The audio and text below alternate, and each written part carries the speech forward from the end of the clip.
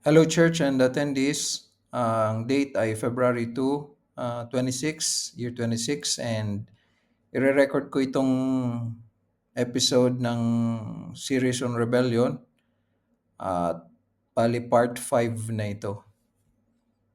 Simulan natin sa pananalangin and then proceed tayo doon sa review ng previous na discussion. Dakilang Diyos Ama, patnubayan niyo po ang pagtatalakay na gagawin ng Deuteronomy chapter 9. Pangunahan niyo po ang inyong lingkod na maging pagpapala sa Eklesiya ng Panginoong Jesucristo. Gabayan niyo rin po lahat ng makikinig na maging mapagsiyasat, pahalagahan po ang pag-aaral at matuto po. Higit sa lahat, nawa po ang banal na Espiritu po ninyo ay mangusap sa mga mananampalataya. Gamitin po ito para bigyan ng babala at maging salamin muli ang pamumuhay ng mga Hebreo sa Lumang Tipan, lalo na noong sila po ay malapit ng tumawid sa ilog ng Jordan papunta sa lupang pinangako po ninyo sa kanila. Pagpalain niyo po muli ang gawain ito sa ngalan ni Jesucristo. Amen. So dako tayo doon sa review nung talakay sa inyo noong nakaraang episode. Ang bali text natin noon ay Deuteronomy chapter 1 and gamit ang pattern tuwing mayroong kwento na kung saan ay makikitaan natin siya ng pattern ng abbreviation na ito isip, ay gagamitin ko ang pattern. Kung hindi naman, tulad nito, ay so iiwasan po natin itong pattern na ito. Mahaba po itong paksa, ang Rebellion series, kasi ang approach natin dito ay biblical theology. So, ibig sabihin, pinag-aaralan dapat natin yung buong Biblia mula Genesis, ang unang libro, hanggang Revelation. So, makakaasa kayo na mahaba po ang series na ito. Pwedeng ituloy ko, pwedeng iputulin muna para mapaglaanan din natin ng panahon ng ibang mga paksa. Ganun pa man, itong panahon na ito, kasi po sa biblical theology, tinitingnan natin yung bawat panahon din. Igugrupo natin yung mga pag-aaral sa bawat panahon. Na makikita kasi ninyo, sa lahat ng panahon, ang Diyos ay laging nariyan sa kanyang mga tao. So, hatiin natin yung pag-aaral by period. Ang ebidensya kasi na ang Diyos ay nariyan sa mga tao niya ay yung pagtitipon. So, nung nasa panahon ni Moses sa wilderness, ang ebidensya na ang Diyos ay nariyan sa kanila ay mayroong tabernacle, may bahay ang Diyos. So, ang tabernacle nagagalaw kasi nga naglalakbay pa sila sa wilderness. So, mula noong simulang pag-aaral natin, ang period na covered nito ay tabernacle period. After ng tabernacle period, mayroong temple period na kung saan nung naipatayo ni Solomon ang bahay ng Diyos na hindi na nagagalaw, fixed na siya sa Jerusalem City. So, temple period yun. Pagkatapos naman noon ay nagkaroon ng paghuhukom ang Diyos, kaya nawala ang temple, nasira, at yung mga pinarusahan ng Diyos na Hebreo ay nadala sa ibang bansa, dun sa mga mananakop. Ganun pa man, ang panahon na yon, yung exile period o kaya post-exile period, ay nariyan ng Panginoon sa pamamagitan ng mga propeta.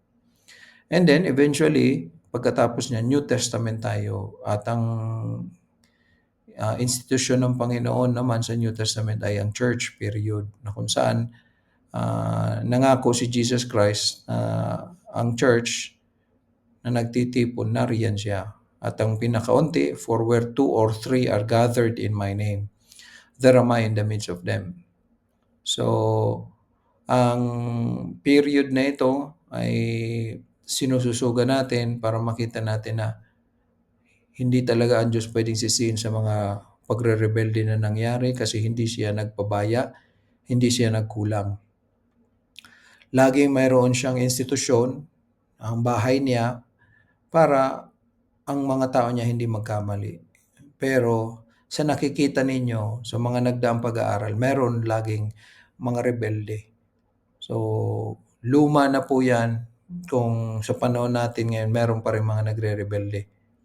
Kasi pinapakita na sa inyo dito sa series na ito na kahit hindi nagkulang ang Diyos, kahit labis pa nga po ang pagsisikap ng Diyos para hikayatin ang mga tao sa katotohanan at sa presensya niya, ay talagang kusang may mga rebelde. So nung nagdaan, ang identity noong rebelde ay ang buong congregation ng Israel. At ang kasalanan nila, una, kawalan ng pananampalataya, ikalawa, kayabangan, at yung iba pa na mga kasalanan na related dito sa dalawa. Ang impact nito sa Diyos ay rineject ng Diyos yung first generation ng mga Israelites na niligtas sana ng Diyos mula sa Egypt. Kaya lang, nangagkamatay ito sa wilderness dahil nga sa kanilang pagre-rebelde. So, hindi pwedeng sisihin ng Diyos magpakailanman. At totoong lahat ng mga tatay na yun, yung mga unang henerasyon na yun, ay namatay yun sa disyerto. At kaya hindi sila nakatawid doon sa Jordan River para kunin nila ang pinangako ng Diyos na lupa. Ang natira lang po sa generation na yun, itong si Joshua saka si Caleb, dahil sila lang yung, remember, dalawa doon sa pinadalang mga spies to represent each tribe na faithful. So, sila po yung nabuhay. Kahit si Moses, si Aaron, si Miriam, wala. Hindi sila nakatawid. And ang punishment ay yung nawalan sila ng blessing ng Diyos at nawalan sila ng buhay. So, pag namatay ka, hindi mo matatanggap yung blessing. So, yun ang pinagkaiba ng kaligtasan, na kapag naligtas ka, yung regalo ng Diyos na kaligtasan, yung regalo niya na buhay na walang hanggan, tatamasahin mo yun sa kabilang buhay. Ibig sabihin, pag namatay ka, at mapapatunayan mo yung buhay na walang hanggan na ito ay totoo. So, muli po, itong episode na ito, yung lecture na ito, hindi natin gagamitin muna yung isip kasi hindi ito kwento, kundi rather a reminder ni Moses bago siya mamatay at bago siya humiwalay doon sa congregation. Reminder, at the same time, naglalaman yung reminder ng warning. So, kaya ang pamagat nitong part 5 ay, rebellious ba o righteous? So, remember, kausap na dito ni Moses yung mga anak na ng mga nangagkamatay sa disyerto. So, lahat ng mga in-enlist ni God sa military na ages 20 years old pataas na mga lalaki, namatay yun, naubos yun dun sa desert. So, 40 years silang nasa desert. So, ibig sabihin, yung 20 years old na umalis ng Egypt, within 20 years old hanggang 60 years old lang yung buhay. At yung mga sanggol o bata pa lang na umalis ng Egypt, sila na ngayon yung malapit ng tumawid doon sa Jordan River papunta ng lupa ng Diyos na pinangako. So ito na yung mga bagong kalalakihan, bagong mga tatay na namumuno ng kanilang mga pamilya. At sila na ngayon yung nabigyan nitong babala na ito. Okay? So rineject ng Diyos yung mga tatay nila, yung mga fathers nila. Kaya wag tayo pong magmamalaki. Kasi kung nagawa ng Diyos na piliin ang kusaang Hebreo bilang isang bansa sa pamamagitan ni Abraham, pero rineject niya at tinanggihan niya yung mga tatay na ito na pinagpagalan niya pang ialis sa Egypt sana, ay sino tayo? Okay? So, simulan natin ang reference. Sabi ko kanina, Deuteronomy chapter 9, ano? At basahin ko po ang verse 1 hanggang 3. Ito, verse 1 to 2, sabi, Hear, O Israel, si Moses ang nagsasalita dito, Thou art to pass over Jordan this day. So, yung araw na tatawid na sila ng river, sinabi niya itong chapter 9. To go in to possess nations greater and mightier than thyself, cities great and fenced up to heaven, a people great and tall, the children of the Anakims, whom thou knowest, and of whom thou hast heard, say, Who can stand before the children of Anak? So, makikita na po agad ninyo dito kung ano yung linalaman ng chapter 9, ano? Panawagan na makinig kay Moses, na si Moses ay malapit na mamatay. And makikita ninyo yung panahon mismo na sinulat niya o sinabi niya ito, which is yung same day na tatawid na sila ng river, hindi kasama si Moses. And ang location nito, ibig sabihin, ito yung eastern part ng Jordan, galing ng Moab. So Moab pa rin, 'di ba? Namatay si Moses sa Moab, ganun din si Aaron. And so patawid na sila. At ang kabila nito, yung unang city na overcome nila Joshua ay Jericho City. So part ito yung Jericho sa sinasabi dito ni Moses na city great and fenced up. Talagang from the opposite side of the river, nakikita naman yung napakataas at napakalapad na bakod ng Jericho City. So, for them, it's impossible, pero walang imposible sa Panginoon nila. Verse 3, Understand therefore this day, intindihin ninyo ang araw na ito, that the Lord thy God is He which goeth over before thee. So, hindi nila kailangan na makipagkasundo sa ibang armies o ibang kingdoms para lang matalo nila yung mga nakatira doon sa lupa. Kasi si Jehovah ang nagkusa na to go with them in battle. As a consuming fire, He shall destroy them, sabi ni Moses. So, inihalintulad ni Moses si Jehovah sa isang apoy na naglalagablab at ginamit niyang elementong apoy kung paano niya sisirain ang mga lungsod tulad ng pagkasira ng Sodom, Gomorrah at ang mga katabing lungsod. And He shall bring them down before thy face. So, si God ang makikipagbaka para sa kanila.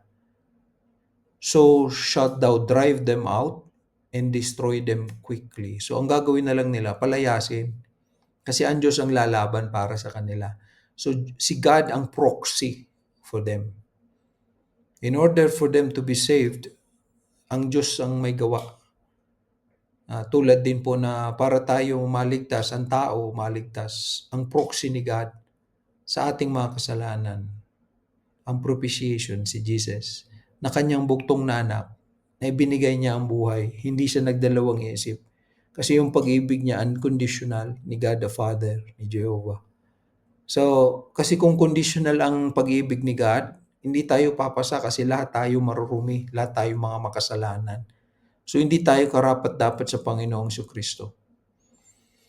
Hindi tayo deserving na si Jesus mamatay para sa atin. Pero, ganun ang Panginoon. Unconditional siya kung umibig. Kaya ganun dapat tayo din kung umibig tayo. Lalo na sa ating mga kapwa mananampalataya. And destroy them quickly as the Lord had said unto thee. So, pinapaalalahanan na agad ni God sila, "O tatawid na kayo, tandaan ninyo, ang Diyos ang lalaban para sa inyo." So, looking at these 3 verses, lalo na itong verse 3, so ang concern natin sa episode na ito, text is Deuteronomy 9, ang content is warning ni Moses related to rebellion. Panahon, araw ng pagtawid nila ng Jordan River, and then location. Now, Moab pa ito, territory pa ito ng Moab, pero east side ito ng Jordan. So, papunta sila ng west. So, unang para masabi natin na warning ito, tingnan natin ang verse 4. Speak not thou in thine heart, after that the Lord thy God had cast them out from before thee, saying, For my righteousness the Lord had brought me in to possess this land. But for the wickedness of these nations, the Lord doth drive them out from before thee. So, kapag nagawa na ng Panginoon, palayasin yung mga nakatira doon, ang warning dito ni Moses, huwag kayong magsasalita sa inyong mga puso na keso nangyari ito, napalayas yung mga kalaban, ay dahil sa katuwiran daw nila. Okay? Kundi ito ay dahil sa yung mga nakatira doon, napapalayasin ng Diyos, sisirain ng Diyos, gugunawin ng Diyos ay dahil sa kanilang kasamaan. So dito pa lang po, nagtuturo na talaga ang Biblia, si Moses, na ang Diyos ay nagpaparusa at ang Diyos ay galit sa kayabangan. Kasi nakapaloob dito yung warning ni Moses sa kayabangan. Remember, ang kayabangan ay is an act of rebellion na yun sa Diyos. Ang kawalan ng pananampalataya at kayabangan ay magkasama po. Yan. So, ang dalawang tanong i-address natin dito sa Deuteronomy 9, unang tanong is, bakit binigay ni God, ni Jehovah, why did God give the Hebrews, to the Hebrews, the land? So, this should be, God, why did God give to the Hebrews the land? So, bakit binigay ni God yung lupa sa mga Hebreo? So, ano ang biblical na kasagutan? Mayroon tayong makikitang tatlong dahilan, biblical na dahilan, nakapaloob doon sa text natin. Okay? So, ang mga tanong ay, sandali.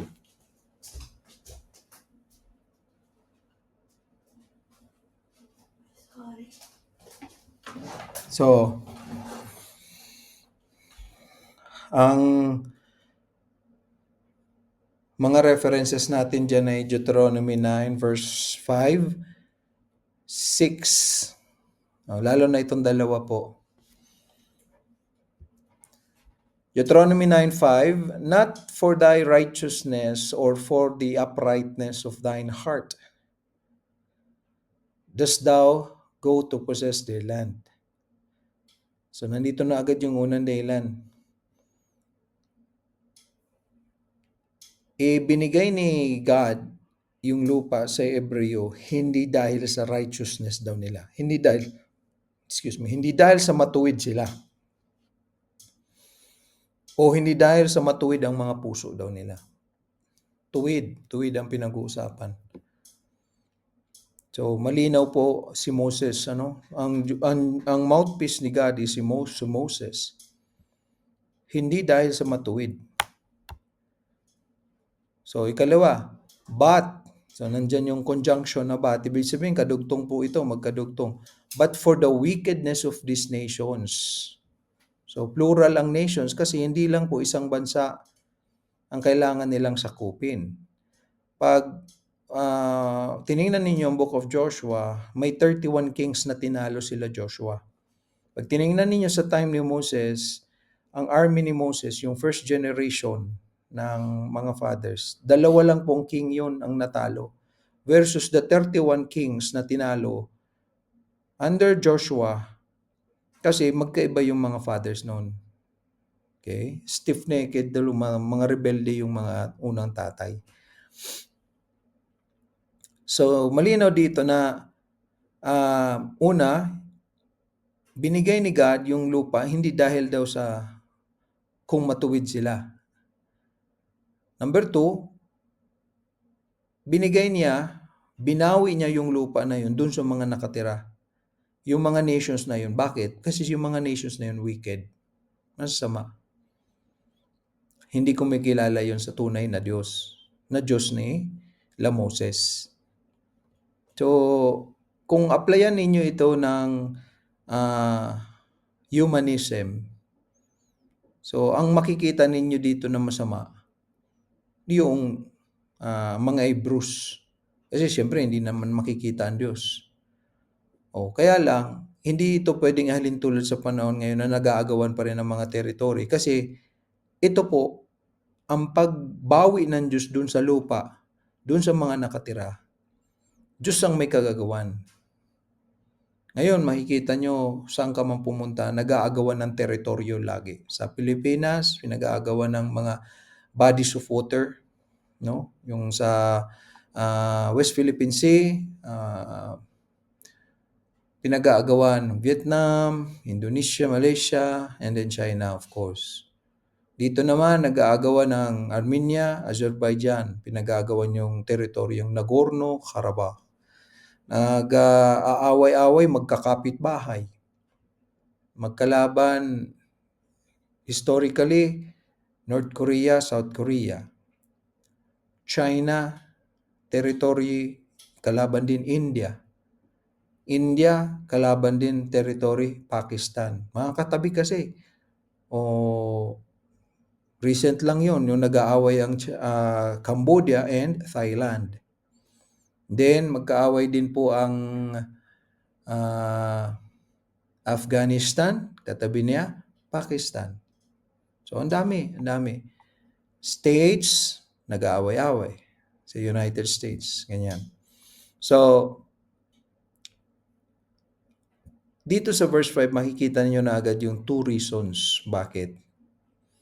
And then, ikatlo na reason is, and that He, God, may perform the word which the Lord sware unto thy fathers Abraham, Isaac, and Jacob. Yung mga patriarchs ng Israel. Ano ang third reason kung bakit binigay ni God yung lupa sa mga Hebrews? Para daw i-honor niya yung promise niya kay Abraham na ipinagpatuloy niya kay Isaac at ipinagpatuloy niya kay Jacob.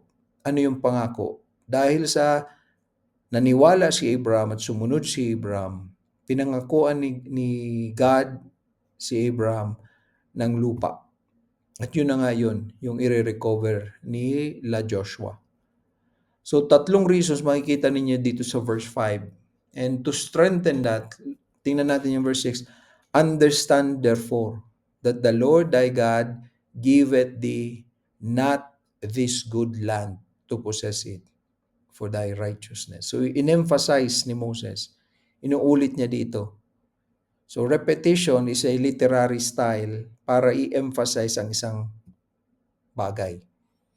So, inulit niya, kapag napasa inyo na yan lupa, huwag kayong magmamalaki na dahil sa inyo kaya yan ginawa ni God. No. Kasi hindi sila matuwid. So kung hindi matuwid, rebelde. Yung mga tatay nila, hindi matuwid. Kaya tingnan ninyo, mga anak itong nakakarinig, nandoon yung dilema sa kanila. Lahat sila may tendency na maging tulad lang ng tatay nila. Mga rebelde din. Kaya, ginagamitan ito ngayon ng lingkod ng Diyos, propeta, para sana maiba yung kapalaran. Kasi kung makikinig sila, maniniwala sila, di nila tutularan ng kanilang mga tatay na mga rebelde. Ganon din sa bawat panahon, lagi ang Diyos talaga, pupurihin man Diyos, hindi siya nagkulang. Lagi po ang Panginoon itataas mo kasi hindi siya nagkukulang. Kahit sa panahon natin sa church, maraming beses po ang mga nagtuturo ng salita ng Diyos tulad ko. Nakita ko po kung paano Ginagamit ng Panginoon ang nagtuturo, naglilingkod para yung maituturo namin ay yun mismo yung gusto ng Diyos na maiparinig. Kasi alam niya na sa kongregasyon, sa church, mayroong talagang mga rebelde na gusto pa sanang maituwid ng Diyos gamit ang kanyang salita. Mawarningan, hopefully, mag-repent kung maniniwala. Mapaalalahanan, dahil alam ng Diyos na nakakalimot na over time, habang tumatagal, ang tendency ng nakikinig, pagsawaan yung lagi na lang nagtuturo, kaya hindi na pinapahalagahan.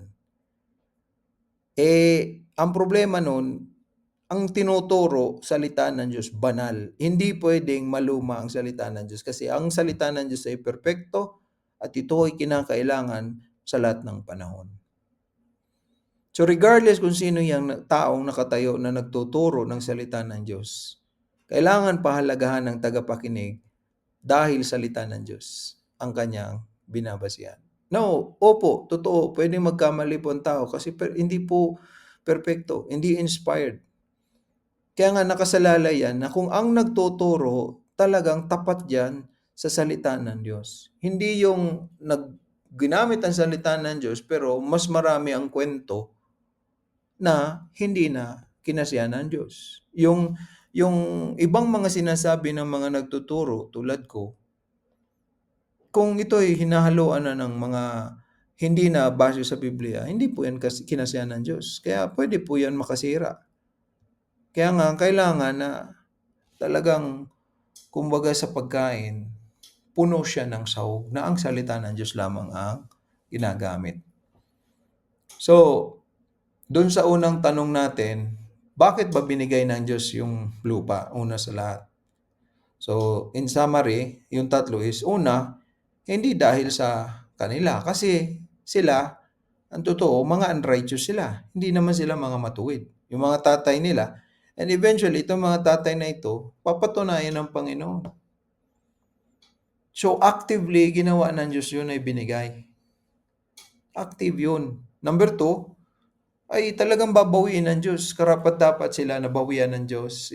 Hindi lang ng buhay, kundi yung mga ari-arian na yaman. Kasi mga masasama itong mga bansang nakatira. Yung mga taga-Jericho, yung mga Canaanites, mga Anakims, mga ninuno ng mga higante. So regardless kung ano yung itsura, gaano kaganda, gaano kaganda ng lupa, kaya ng Diyos bawiin. Ngayon, ang mga tao, mga bansa, pinag-aagawan nila ang mga properties, mga lupa at mga tubig o bahagi ng tubig.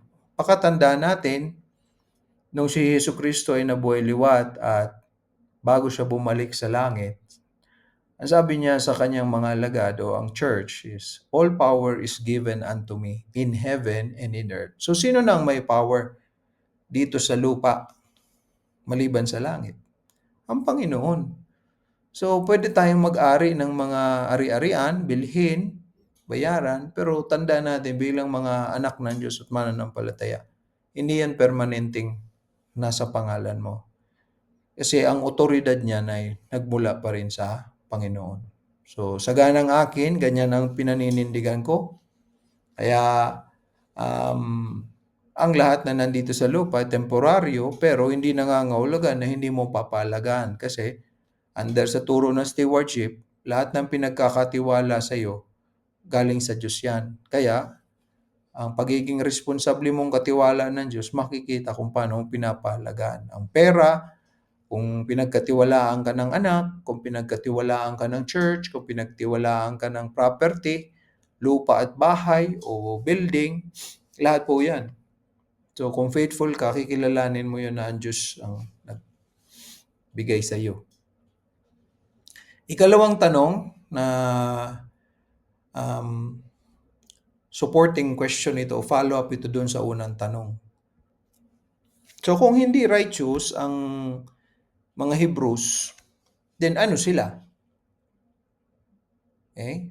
So, itong paglalarawan ni Moses dito, magpapatunay na kaya pala hindi sila righteous, hindi sila karapat-dapat, pero ginawa pa rin ni God. Tulad nga ng sabi ko kanina, hindi rin tayo karapat-dapat ng kaligtasan.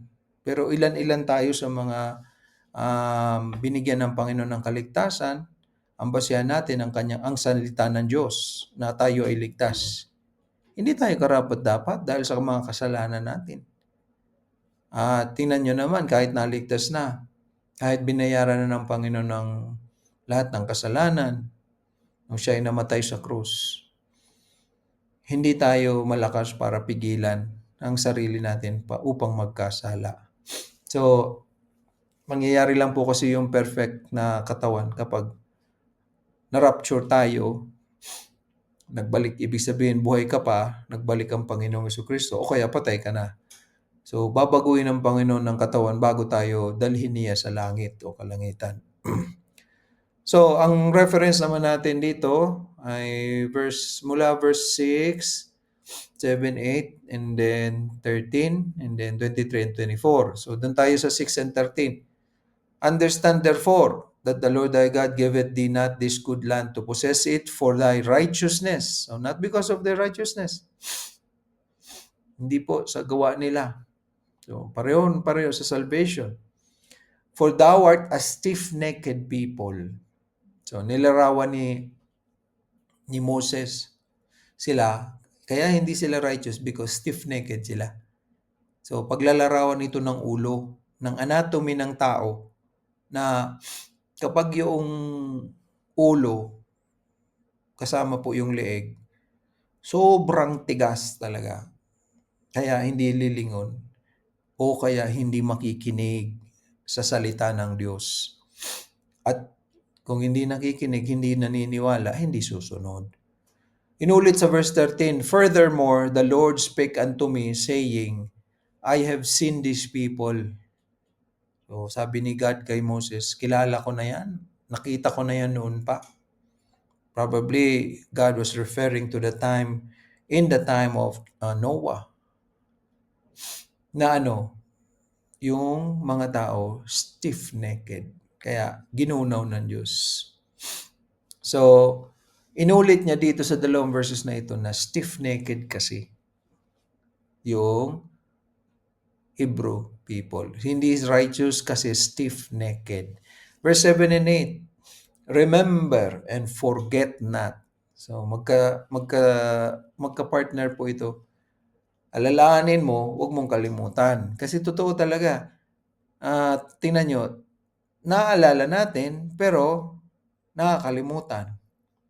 Kaya pag nakalimutan, kailangan na naman na ma-review dapat o balikan na naman. Kaya kailangan pala dalawa yun. Alalahanin mo, yun yung beginning, alalahanin mo, and then yung end mo, meron kang gagawin. Huwag mong kakalimutan. So ito ay para sa atin din lahat. Isang kasalanan natin talaga yung kalimutan at huwag tandaan. Una, huwag tandaan. Kaya pag uwi, wala talagang naalala. Remember and forget not how thou provokest the Lord thy God to wrath in the wilderness. From the day that thou didst depart out of the land of Egypt, until ye came unto this place, ye have been rebellious against the Lord. Also in Oreb ye provoked the Lord to wrath, so that the Lord was angry with you to have destroyed you. Inulit na naman dito 2 beses ang pagiging provoker nila. Sino ang provoke nila dito para magalit ang Diyos? So tingnan ninyo, ang karakter ng Diyos is napoprovoke din para magalit. Kaya lang, ang Diyos, di tulad ng tao, nawawala ng control at nagkakasala. So ang Diyos hindi. So, mula daw, from start to finish daw ito, from start to finish, prinubok nila ang Diyos para magalit ang Diyos sa kanila. So, nagagalit ba ang Diyos? Ang sagot, tama, yes. Nagpaparusa ba siya kapag siya ay nagalit? Yes. Yung provoke pati dito, ito yung nag-snap. Ang illustration dito, yung isang sanga ng puno na bali. Ganyan po. So, hindi mo malalaman na kung kailan mababali. Ganun. Gano'n ang galit ng Diyos. Kung hindi mo malalaman kung kailan lubos na ang Diyos na magpaparusa. Tulad ng pagbabalik ng Panginoon, hindi natin alam, walang nakakaalam. Pero ang sigurado natin dahil sa Biblia, pag nagbalik siya, ito ay nangangahulugan kaparusahan. Kaya yung mga nagrebelde, hindi naman kailangan ipagluksa sila, hindi naman kailangan ikalungkot. Kasi totoo talaga, may araw sila. May araw sila. So, karimari-marim ang gagawin ng Diyos sa lahat ng mga rebelde, ng mga hindi kumikilala sa Panginoon. So, yung galit mula pa pala sa pag-alis nila sa Egypt, prinubok nila ang Diyos. So, ang Diyos mapasensya, matiisin, pero nag-i-snap din. Kaya yan ang proof na may Diyos. Sa mga atheists, mga agnostics na hindi kumikilala sa Diyos, remember, ang turo ng Bible, ang tao na ginawa ni God, ginawa niya after His image. Kaya kung ang tao nagagalit, that is because ang God nagagalit. Kung ang tao nag-i-snap kahit nagtitiis ang tao, pero biglang magagalit, may hangganan, that is because may God. So, ang isang ebidensya na may God ay tayo, mga tao. Ang pinagkaiba nga lang dahil makasalanan tayo, kaya ang limitasyon natin hindi maikukumpara sa Diyos, na walang limit, walang simula, walang katapusan. Kaya anong sabi ni Jesus kay John, Apostle John, in the book of Revelation, I am the Alpha, the beginning, and the Omega, the end. The Alpha is the first letter of the Greek alphabet. Omega is the last letter of the Greek alphabet. So, Greek language ang ginamit sa pagsulat ng New Testament. So, mula pag-alis sa Egypt, ginalit nila ang Diyos hanggang po sa Oreb. Sa Oreb, yan yung mountain na kung saan binigay ng Diyos ang batas niya through kay Moses. Ginalit ng Panginoon. Almost pagtawid na lamang po. At makikita nyo dito ang ikalawa pong katangian. Sabi ni Moses sa kanila, ye have been rebellious against the Lord. So, nandito po yung rebellion. Talaga pong magkaka-related po itong mga katangian. Unrighteousness. Kasi hindi sila righteous, so ano sila? Una, stiff-necked. Number 2, provokers. Number 3, ito, rebellious. So, ang pagiging rebelde ay gagalitin mo ang Diyos. At ang pagiging rebelde ay katigasan po ng ulo. So, yung stiff-necked sa ulo, description sa ulo, sa leeg, ang provokers ay reaction po ito ng God doon sa tao na rebelde. Rebelde sa puso, bitter na puso, di ba? So, tingnan ninyo, ang anatomy dito, ang ina-attack ni God through kay Moses, na totoong omniscient ang Diyos kasi nakikita niya ang nasa puso, nakikita niya yung nasa leeg o nasa ulo. Yun ang pinagkaiba ng Diyos sa tao. At in verse 23 and 24, likewise, when the Lord sent you from Kadesh Barnea, saying, go up and possess the land which I have given you, then ye rebelled against the commandment of the Lord your God. And ye believed him not, nor hearkened to his voice. Ye have been rebellious against the Lord from the day that I knew you. Sabi ko kanina, yung provoking is from beginning to end. Ganon din ang rebellion from beginning to end. So, tingnan nyo ang biyaya ng Diyos, ang pagtitiis. Alam niya naman sa simula pa lang ang rebelde. Pero lagi nagbibigay ang Diyos ng chance. Alam naman niya sa simula si Judas Iscariot na siya ang traidor. Pero nagbibigay ang Diyos ng chance. Alam niya rin po ang bawat isa sa atin. Kilala niya ang bawat isa sa atin. Kasi lahat naman ng pangalan nasa Book of Life. Pero binuburo niya. Yung talagang hindi niya karapat-dapat sa Kanya. So, ingat tayo kasi kung patuloy po tayo nagre-rebelde, Pag binura ng Diyos ang pangalan mo sa Book of Life, tapos ka. Pag naghukom ang Panginoon gamit ang Book of Life na wala ang pangalan mo doon, tapos ka. Hindi lang impyerno abot mo, kundi lawa ng apoy at asupre. Makinig ka at huwag mong kakaligtaan itong naririnig mo ngayon. So, paulit-ulit naman po si Brother Josh na nagsasabi, mayroon pang mga rebelde, mayroon pang hindi naniniwala. So, sa mga hindi naniniwala, ano ang hinihintay mo? Akala mo maganda yan? Akala mo ang Diyos ang gagawa niyan para ayusin ka? No. Bawat isa sa atin ang may pananagutan. Kung rebelde yung puso mo, kasalanan mo yan, ikaw yan. Hindi yan yung tao sa nakapalibot sa'yo, hindi yan ang Diyos lalo na. Hindi yan.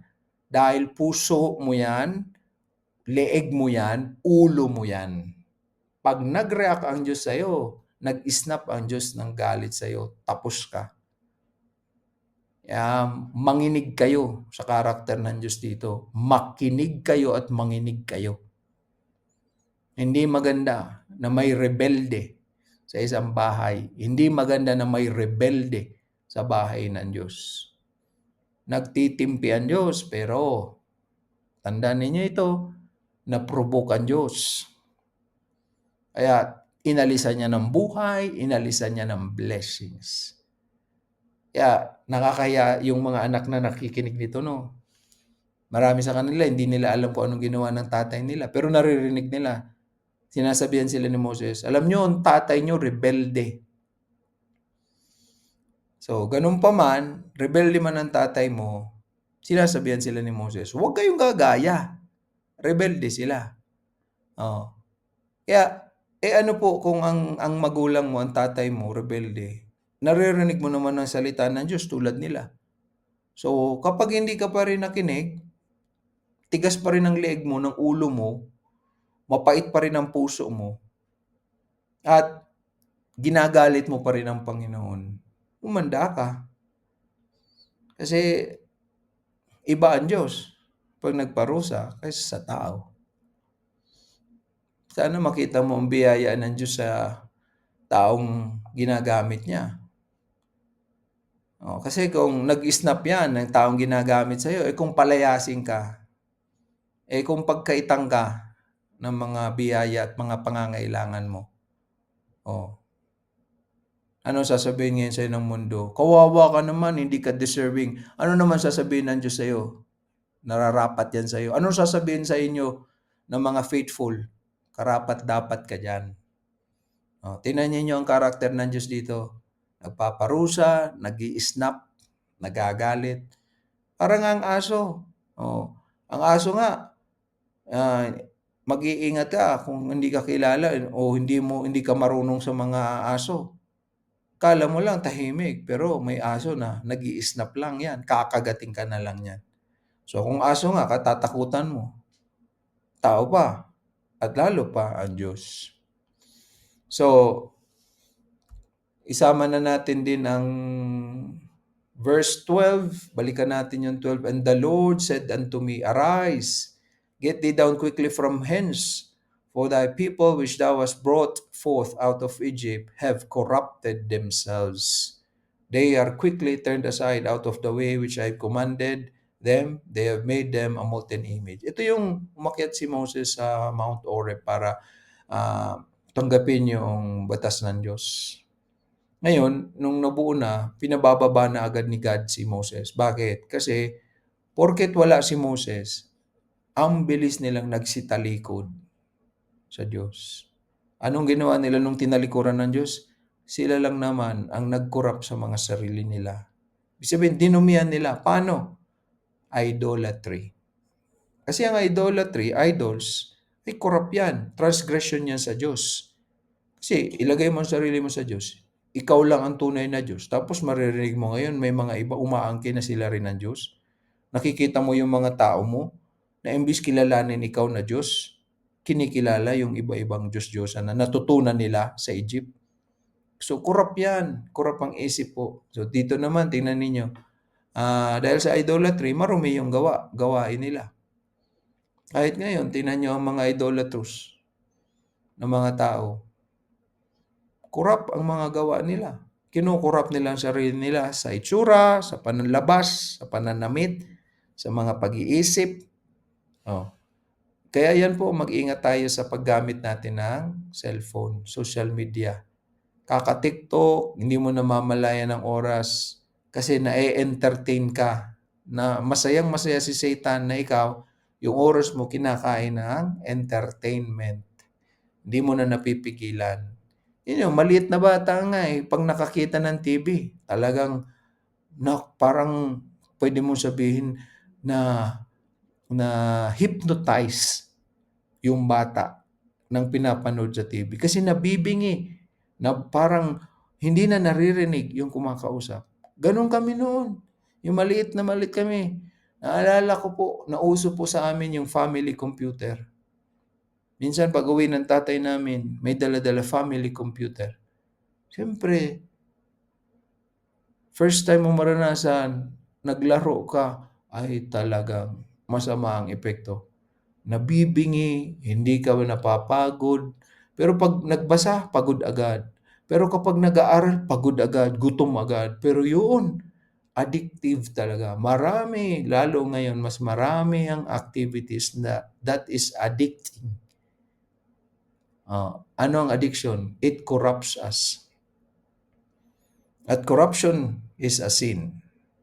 Kasalanan po yan because kinikilala natin ang Diyos. So yung mga walang Diyos o mga nag-aangking Kristiyano pero walang Diyos, hindi titingnan ito as kasalanan. Ang titingnan nito, sakit lang daw ang addiction. Wrong. That is unbiblical. That is ungodly. Kung sakit lang, edi sana ang Diyos, lahat ng kasalanan, gagamutin lang ng Diyos. Bakit pinaparusahan niya? Ba't niya hinayaang mamatay sa disyerto? Kasi hindi sakit. Actually, yung sakit, isa lang yan sa pagparusa ng Diyos. Naalala niyo si Korah? Ang iba sa kanila namatay out of plague. Yung iba, apoy, yung iba kinain ng lupa. Kaya yan ang proof. Sino ang may authority over earth and over heaven? God. Wala tayong power. Lahat tayo katiwala lamang. Kung ligtas ka na, tagalangit ka na. Sino man sa inyo hindi ligtas, hindi ka tagalangit. Taga-impyerno ka. Kaya manginig ka sa katigasan ng liig mo. Kaya pagsabihan ninyo, yung mga rebelde, kung may kasama kayo sa bahay, rebelde yan. Kapag hindi pa po nakikinig, you practice ang turo ni Apostle Paul to the Thessalonians. Ang walking disorderly, huwag nyong paharapin sa inyo sa pagkain. Disiplinahin ninyo ang mga matigas ang leeg, ang mapait ang puso. Ang mga sinisira lang nila ang sarili nila gamit ang cellphone. Pagpasok lang sa kwarto, imbis mag-aral, kung puro na cellphone, talaga kinukurap mo ang sarili mo. Kaya nagbabago ang ugali. Bakit? Bakit ka mo? Nagdroga? Hindi naman. Uminom? Hindi naman. So ano nakakakurap? Yung pinapanood, yung ginagawa sa cellphone. Kaya sa mga magulang, kung gusto ninyong hindi masira ang pamilya ninyo, mawala ang mga anak ninyo sa Panginoon, dinisiplina nyo kasi dapat. Yung iba nga walang cellphone pero tingnan nyo, tumalikod pa rin. Na-addict sa games, sports. Hindi na nga nag-aaral, sports pa ng sports. Wala man lang yan kay Alex Iyala. Pinag-aral doon sa Espanya, doon sa academy ni Rafael Nadal. Kaya tingnan nyo ngayon, ang galing-galing sa tennis. Pero alam niya ba na inabot siya doon 7 years, 8 years kasi nag-aral siya ng international school. So hindi po puro sports ang pinag-aralan ni Alex. Actually, yung mga nagtatagumpay sa sports, mga matatalino kasi nag-aral. Ang nagcha-champion, matalino po. Kaya hindi pwede maliitin ng sports dito sa atin, tulad ng mga kabataan na wiwili sa mga laro, hindi naman nag-aaral. Kaya hindi naman aasenso. Hindi na nga nag-aaral, hindi pa ligtas. Adik pa sa badminton, basketball o kung ano-ano pa. Anong klaseng buhay yan? Kawawa. Pag dumating ang Diyos, pag nag-snap ang Diyos sa galit, tapos sira ang buhay. Sino ang dapat sisihin? Ay, walang iba, kundi siya. Oh, kaya lang, yun nga, nakakahiya. Harap ka sa Panginoon, pamilya mo sira. So, yun na lang sana ang pinagkukulan mo. Kasi kung ang Diyos, alam naman ng Diyos ang puso ng bawat isa eh. Kung faithful ka. Hindi naman po yan nahayaan ng Diyos eh. Mahahabag ang Panginoon. Mahabag ang Panginoon. So, lagi may problema po. At yung problema, kasalanan. So, i-summarize natin ito. Kung hindi po righteous sila, edi unrighteous. Anong ibig sabihin ng unrighteous? Number 1, stiff-necked. Yung leeg, yung ulo. Number 2, provokers. Yung reaction, yung dala nito sa Diyos. Ginagalit nila ang Diyos. Number 3, rebellious. Yung puso ito, mapait. Number 4, corrupt. Kinokorrupt nila. So kamay po ito, dinodumihan yung kamay, dinodumihan yung katawan. Kasi idolatry. Anong ginawa nila sa mga idols? Sinamba. So, dinumihan nila yung bibig, yung dila, dinumihan nila yung kamay nila, pinatunaw ba naman lahat ng mga alahas nila para lang sambahin ang Diyos-Diyosan. Yan ang unrighteous. Ano ang righteous? Kapag may ginto, paalagaan mo, ititiwala mo sa Panginoon para pagyamanin ng Panginoon yon, para magamit yon sa misyon, para magamit yon sa ministeryo. So, yun po ang wise. May ginto, pero hindi po ginagamit sa Diyos-Diyosan o sa karumihan. Okay? So, in closing, tingnan natin ang huling part ng Deuteronomy 9, sabi sa verse 27, "Remember thy servants, Abraham, Isaac, and Jacob. Look not unto the stubbornness of these people." Stubbornness is the same, katigasan ng mga taong ito. "Nor to their wickedness, nor to their sin." So, pakatandaan natin, ang rebellion at ang mga kasamaan pa po nito, stiff-neckedness, stubbornness, corruptness, ay kasalanan o mga kasalanan po sila. So, kung kasalanan, kailangan magsisi dahil, sabi ka kanina sa Deuteronomy 9, verses 1 to 3, ang Diyos is a consuming fire. Apoy siya, kakainin ka niya, sisirain ka ng Diyos. Pag nag-snap ang Diyos sa galit. Kaya po sa mga rebelde, o nagre-rebelde, o nagrebelde na, magsisi. Dahil kung hindi, kawawa kayo. Gamitin ninyo itong aral para sabihan ninyo, una, sarili, suriin kung may rebellion. Ano yung rebellion? Yung hindi ka naniniwala sa salita ng Diyos o mensahe mula sa salita ng Diyos, rebellion na yan. Ano yung rebellion? Kung may yabang, rebellion na yan.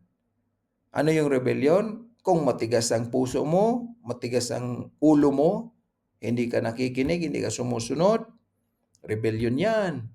So mga kasalanan yan. At ang kasalanan, pagsisihan po agad. Dahil kung hindi, parusahan ka ng Panginoon. Kaya inuulit ko po ito, ginagamit ko ito dahil naririnig ko kay Brother Diyos, mayroong mga hindi naniniwala. Meron pa. Hindi pa huli si Ariel daw. See? Kaya sa mga baka meron sa inyo naiirita, bakit puro saway ang nagpe-preach? Ay mawawala po yan kung lahat po tayo lumalakad ng may kabanalan, lahat ng tao, mananampalataya, ay lumalakad ng matuwid. Dahil sa mayroong unrighteousness, kaya po mayroong pagsasaway. Kasi ang paraan lang para maituwid yung mali, ay sawayin. Kung hindi mo sinasaway ang mali, ano ito maitutuwid? Tuwid, babaluktutin. Anong gagawin mo sa baluktot? Hayaan mo lang. Matutuwid ba ito? Kung baluktot na nga. Hindi. May gagawin ka. Okay. So, last part, siyempre, assignment. Okay. So, nasa tabernacle period tayo, no, ng Old Testament. So, ang assignment, una, para kay Brother Randy and kay Sister Rose. Naalala ninyo dito sa lesson na ito, mayroong 3 dahilan kung bakit binigay ni God ang lupa sa mga Hebrews. Ano yung makikita ninyong katangian ni God doon? Okay? So, balikan ninyo yung 3 dahilan at ano yung pagbulay-bulayan ninyo, ano ang katangian ni God pag pinagsama niyo yung 3 dahilan, ano yung katangian ni God na dapat nating makita? At ngayon, hanap kayo ng verse sa New Testament na nagsasabi ng katangian na ito ng Panginoon. Okay? So, verse lang. Kahit isang verse lang. Kung mas marami, di mas maganda. Yun ang ibabahagi ninyo sa susunod na pagtitipon sa testimony time. So, pareho ang tanong kay Brother Randy at kay Sister Rose. Number 2, para kay Erica at kay Ivy. TYOS, tell your own story. Imposible po na wala kayong kwentong ganito. Ikwento ninyo yung panahon sa buhay ninyo na kayo ay naging unrighteous. Kung unrighteous, bakit? So, gamitin ninyo yung 4 na katangian ng unrighteousness na tinalakay dito sa talata. Ikwento ninyo. Kung stiff-necked, paano? Kung provoker, anong ginawa ni God? Kung rebelde, paano? Lalo na hindi namin nakikita ang puso ninyo. Ang rebellion dito sa puso. So, paano? And then, kung corrupt. So, anong idolatry, anong marumi na nagawa ninyo? So, when you are, ibig sabihin, kung kasalukuyan na narinig ninyo itong mensahe, rebelde ka pa rin. O di mas madali tandaan. Pero kung yung pagre-rebelde mo o pagiging unrighteous mo is nakaraan na, o di alalahanin mo. Okay, so yan po ang assignment para sa 4 at ito ay ikukwento ninyo sa susunod. So, maganda po ito. Ulitin ko, maganda ito kasi talagang ma-exercise ang pag-iisip ng Kristiyano pagbulay-bulay sa aral na nagmumula sa salita ng Diyos. So kung lagi ninyo gagawin ang assignments, de-develop po sa inyo itong pag-iisip and hopefully, isa puso para makita sa buhay. Sa mga taga-Bulusan, kung kayo interesado na lumago, gagawa kayo ng paraan para maka-participate din kayo. Sa mga hindi naman na-assign na pangalanan ng assignment na ito, kung ikaw, sincero kang estudyante ng salita ng Diyos, kahit hindi para sa iyo, i-apply mo ito para sa iyo din. So, in that way, matututunan mo talaga ang kada lecture na tinuturo sa inyo. So, sana ganapin ninyo ito, gawin ninyo yung assignments faithfully. Magtapos tayo sa pananalangin. Dakilang Diyos, salamat po sa biyaya, sa boldness para talakayin itong paksa. Patuloy, Panginoon, na nilalapit ko sa inyo na linisin niyo po ang mga churches. Sa lahat ng panahon, lagi may mga rebelde. Sa kasalukuyan, may rebelde sa Legazpi, meron sa Bulusan, meron sa Bakong. Sana, Panginoon, ay magkaroon ng realization sa mga nagre-rebelde at pagsisiyanan nila agad sa lalong madaling panahon dahil hindi namin alam kung kailan ka mag-i-snap ng galit mo at parusahan niyo po ang mga rebelde. At sana, Panginoon, ay hindi rin madamay ang mga mananampalataya kapag ginawa niyo po ito. At kung ito man, Panginoon, inihanda mo pa rin ang parusa sa pagbabalik ng Panginoong Hesukristo. Sana po, abang kami naghihintay, ang mga matapat maging masigasig pa rin po sa pagsunod. Huwag magpa-apekto sa mga rebelde. At kahit po paunti ng paunti, kahit po wala nang matira, ay itaguyod pa rin po ang pagtupad ng kalooban ng Panginoong Hesukristo na gawing alagad ang buong mundo. Ang lahat ng papuri, Panginoon, ay sa iyo lamang. Ang pangalan mo, Jehovah, ang nag-iisang Diyos at ang inyong pong bugtong na anak na aming kinikilalang Diyos na tagapagligtas na aming Panginoon, si Jesus. Amen.